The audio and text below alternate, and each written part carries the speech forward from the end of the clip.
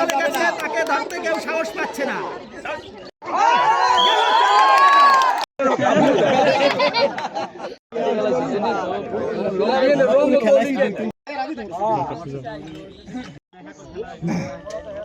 বাংলাদেশের সবচেয়ে জনপ্রিয় এবং সকল মানুষ ফুটবল এবং ক্রিকেট খেলা দেখেন, কিন্তু আমাদের সবচেয়ে জনপ্রিয় আমি মনে করি হাডুডু, যেটাকে শুদ্ধ ভাষায় কাবাডি বলা হয়।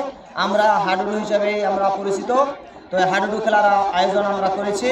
তো আজকের এই খেলায় যারা অংশগ্রহণ করেছে, বিশেষ করে তারা পেশাদারী খেলোয়াড় না হলেও তারা অনেক ভালো খেলোয়াড় হিসেবে তাদের পারফরম্যান্স উপস্থাপন করবে বলে আমি বিশ্বাস করি, এবং আমরা দর্শকরা আনন্দিত হব।